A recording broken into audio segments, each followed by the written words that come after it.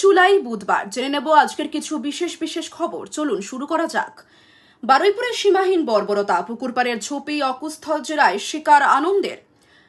বর্বরতাও যদি কোনো সীমা থাকে, বারুইপুরে আনন্দ অ্যান্ড কোম্পানি তার সবটাই ছাপিয়ে গিয়েছিল। নৃশংস অত্যাচারী শুধু নয়, অস্বাভাবিক ও বিকৃত যৌন লালসারও শিকার হয়েছে সূর্যপুর হাটের নাবালিকা। পুলিশ ও মর্গ সূত্রে জানা যাচ্ছে, গণধর্ষণের সময় তার ঠোঁট ও জিভ কামড়ে প্রায় ছিঁড়ে নিয়েছে দুষ্কৃতীরা। মৃতদেহের প্রাইভেট পার্টের দুদিকেই অসংখ্য গুরুতর আঘাতের চিহ্ন, এমনকি পেরিয়ানাল অংশ ক্ষতবিক্ষত ছিল। তার মোটিভ হলো বিকৃত যৌনলিপ্সা পরিপূর্ণ করা, আর তার জেরায় স্বীকারও করেছে গণধর্ষণ খুনকাণ্ডে মূল অভিযুক্ত আনন্দ সর্দার। এই কারণে অপহরণ, নির্যাতন এবং খুন মুক্তিপণ আদায়ের কোনো ভাবনাই তাদের মাথায় ছিল না বলে দাবি পুলিশের। চলুন চলে যাই পরের খবরে। নরেন্দ্র মোদীরও পালা আসবে, তাকেও ভাঙবে জনগণ। বিতর্কিত বক্তব্য বদরুদ্দিনের। অল ইন্ডিয়া ইউনাইটেড ডেমোক্রেটিক ফ্রন্টের প্রেসিডেন্ট মাওলানা বদরুদ্দিন আজমল একটি স্পষ্ট ও আক্রমণাত্মক বক্তব্য দিয়ে রাজনৈতিক মহলে তোলপাড় সৃষ্টি করেছেন। গুয়াহাটিতে এক অনুষ্ঠানে তিনি ইউনাইটেড ডেমোক্রেটিক ফ্রন্টের প্রেসিডেন্ট মাওলানা বদরুদ্দিন আজমল একটি স্পষ্ট ও আক্রমণাত্মক বক্তব্য দিয়ে রাজনৈতিক মহলে তোলপাড় সৃষ্টি করেছেন।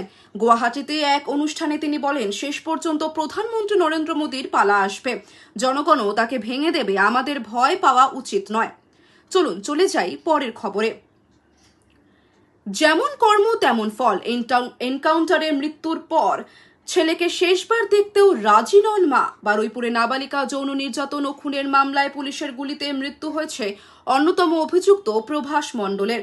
মঙ্গলবার 7 জুলাই গভীর রাতে এই ঘটনা ঘটে। বুধবার সকালে পুলিশ প্রভাসের বাড়িতে গিয়ে পরিবারের সদস্যদের মৃত্যুর খবর জানায়। ছেলের মৃত্যু সংবাদ শুনে প্রভাসের মা আবেগপ্রবণ হলেও তার বক্তব্য ছিল অত্যন্ত কড়া। তিনি বলেন, ছেলে কৃতকর্মের শাস্তি পেয়েছে, যেমন কাজ তেমন পরিণাম। যে অপরাধ তার ছেলে করেছে তার উপযুক্ত শাস্তি সে পেয়েছে। এমন কাজের পরিণতি এমনই হওয়া উচিত বলেও মন্তব্য করেন তিনি। চলুন চলে যাই পরের খবরে। নীল আধার কার্ড কি? সাধারণ আধারের থেকে কোথায় আলাদা? কারা পাওয়ার যোগ্য?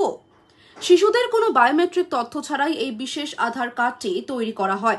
তবে অভিভাবকদের একটি গুরুত্বপূর্ণ নিয়ম মনে রাখতে হবে, বাচ্চার বয়স 5 বছর পূর্ণ হলেই এই কার্ডে বায়োমেট্রিক তথ্য আপডেট করা বাধ্যতামূলক, অন্যথায় কার্ডটি নিষ্ক্রিয় হয়ে যেতে পারে। নীল আধার কার্ড বা বাল আধার কি? 5 বছরের কম বয়সী শিশুদের জন্য ইস্যু করা বিশেষ আধার কার্ডটি হলো নীল আধার কার্ড। প্রাপ্তবয়স্কদের সাধারণ আধার কার্ডের থেকে এটি বেশ আলাদা। যেহেতু ছোট বাচ্চাদের বায়োমেট্রিক বৈশিষ্ট্যগুলি পুরোপুরি তৈরি হয় না, তাই এই কার্ড তৈরির সময় কোনো আঙুলের ছাপ বা আইরিস স্ক্যান নেওয়া হয় না। কেবলমাত্র শিশুর নাম, জন্ম তারিখ এবং ছবির মতো ডেমোগ্রাফিক তথ্যের ভিত্তিতে এটি তৈরি হয়। এই নীল আধার কার্ডটি শিশুর পিতা মাতা ও আইনি অভিভাবকের আধার কার্ডের নম্বরের সাথে লিঙ্ক করা থাকে। চলুন চলে যাই পরের খবরে। অসুর বধ, ধর্ষকদের এভাবে এনকাউন্টার করা উচিত। বারুইপুর কাণ্ডে পুলিশের পাশে কামদুনির টুম্পা মৌসুমী। দক্ষিণ 24 পরগনার বারুইপুরে নাবালিকা ধর্ষণ ও খুনের মামলায় মূল অভিযুক্ত প্রভাস মণ্ডলের পুলিশি এনকাউন্টারে মৃত্যুর ঘটনাকে কেন্দ্র করে তোলপাড় রাজ্য রাজনীতি।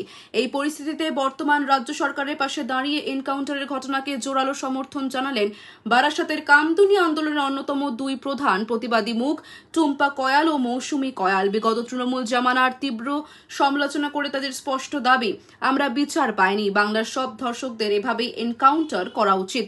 পুলিশ সূত্রে জানা গিয়েছে, বারুইপুরের নৃশংস ঘটনার কিনারা করতে এবং তথ্যের সত্যতা যাচাইয়ের জন্য ধৃত প্রভাস মণ্ডলকে নিয়ে গভীর রাতে ঘটনাস্থলে গিয়েছিলেন তদন্তকারীরা। অভিযোগ, অপরাধের পুনর্নির্মাণের সময় আচমকাই পুলিশের আগ্নেয়াস্ত্র ছিনিয়ে নিয়ে চম্পট দেওয়ার চেষ্টা করে প্রভাস।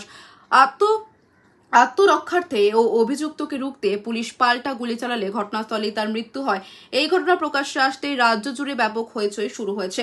এই এনকাউন্টারের ঘটনাকে স্বাগত জানিয়ে কামদুনির টুম্পা ও মৌসুমী কয়াল ফের তাদের দীর্ঘ বঞ্চনার ক্ষোভ উগরে দিয়েছেন।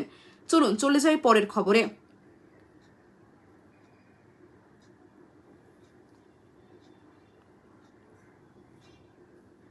ভরসা কার্ড করতে গেলে কোন কোন নথি লাগবে, তা না থাকলে বাতিল হতে পারে আবেদন। রাজ্যের যুবক যুবতীদের স্বার্থে পশ্চিমবঙ্গ সরকারের একটি জনমুখী প্রকল্পের নাম হলো যুবশক্তি ভরসা কার্ড। সরকারি এই স্কিমের মাধ্যমে বেকার যুবক যুবতীরা প্রতি মাসে 3,000 টাকা করে পাবেন। অনেকেই চাকরি খুঁজছেন, ইন্টারভিউ দিচ্ছেন বা পড়াশোনা করে চাকরির প্রস্তুতি নিচ্ছেন। তাই সেই সব বেকার যুবক যুবতীদের সাহায্য করার জন্যই রাজ্য সরকারের তরফ থেকে এই ভরসা কার্ড চালু করা হয়েছে। প্রতি মাসে 3,000 টাকা করে সরাসরি তাদের ব্যাংক অ্যাকাউন্টে পৌঁছে যাবে। কিন্তু এই ভরসা কার্ডের সুবিধা পেতে গেলে কোন কোন নথি লাগবে সেটাও জানা জরুরি। প্রথমেই লাগবে পাসপোর্ট সাইজের ছবি, ভোটার কার্ড, আধার কার্ড ও বার্থ সার্টিফিকেট, মাধ্যমিকের অ্যাডমিট কার্ড, ব্যাংক অ্যাকাউন্টের ডিটেলস এবং অবশ্যই শিক্ষাগত যোগ্যতার প্রমাণ বা সার্টিফিকেট। এই সমস্ত নথি না থাকলে মুশকিলে পড়তে হতে পারে, যদিও বাকিটা সংশ্লিষ্ট আধিকারিকরা জানিয়ে দেবেন। তারপর হবে ভেরিফিকেশন। ভরসা কার্ড পেতে গেলে যোগ্যতার মাপকাঠিও সঠিকভাবে জানতে হবে। প্রথমত বয়স হতে হবে 21 থেকে 40-এর মধ্যে। অন্য কোথাও চাকরি করা অবস্থায় এই সুবিধা পাওয়া যাবে না।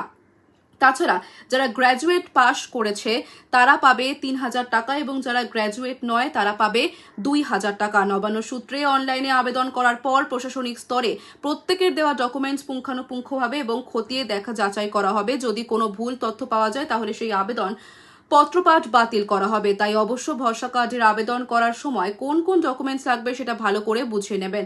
পাসপোর্ট সাইজের ছবি, ভোটার কার্ড, আধার কার্ড, বার্থ সার্টিফিকেট, মাধ্যমিকের অ্যাডমিট কার্ড, ব্যাংক অ্যাকাউন্টের ডিটেলস এবং অবশ্যই শিক্ষাগত যোগ্যতার প্রমাণ বা সার্টিফিকেট। এই সমস্ত নথি না থাকলে মুশকিলে পড়তে হতে পারে, যদিও বাকিটা সংশ্লিষ্ট আধিকারিকরা জানিয়ে দেবেন। তারপর হবে ভেরিফিকেশন।